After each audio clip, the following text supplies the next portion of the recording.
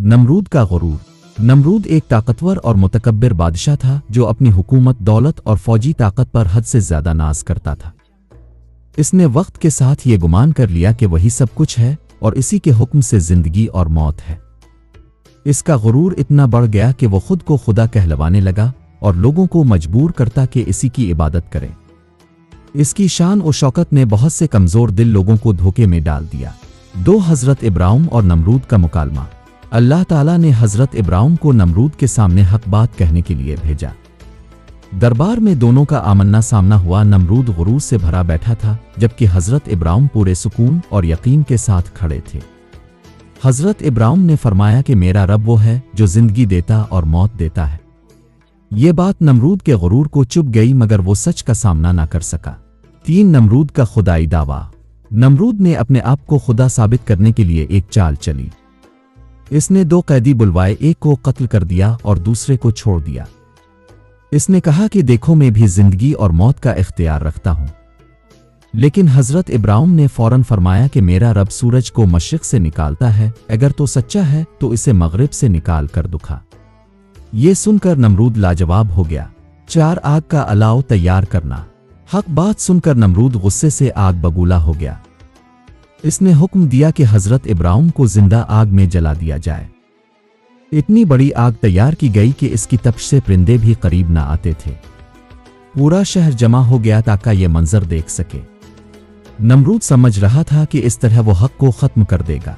आग का गुलजार बन जाना। जब हजरत इब्राहिम को आग में डाला गया तो अल्लाह ताला ने आग को हुक्म दिया, ए आग, इब्राहिम पर ठंडी और सलामती वाली हो जा। ऐन इसी लम्हे जलती हुई आग एक सरसब्ज बाग में बदल गई। हजरत इब्राहिम बिल्कुल महफूज थे, न कपड़े जले न जिस्म को कोई नुकसान पहुंचा। ये अल्लाह की कुदरत का अजीम मौजिज़ा था। 6 नमरूद की शिकस्त। ये मौजिज़ा देखकर नमरूद और उसके दरबारी हैरान और परेशान रह गए। नमरूद की आंखों के सामने इसका गुरूर टूटने लगा। जिस आग पर वो नाज कर रहा था वो भी अल्लाह के हुक्म की ताबे निकली।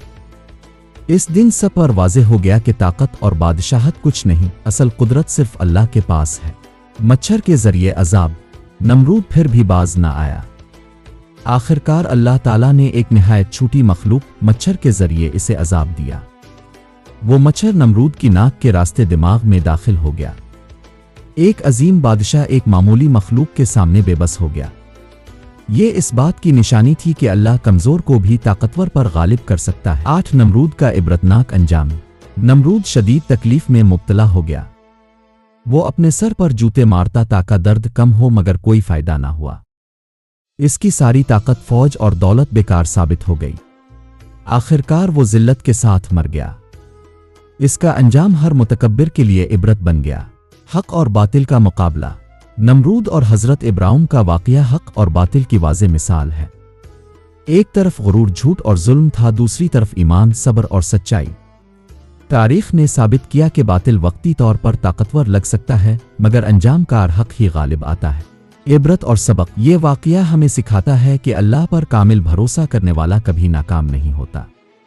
जो शख्स गुरूर और ताकत के नशे में खुदा बनने की कोशिश करता है, अल्लाह इसे जलील कर देता है।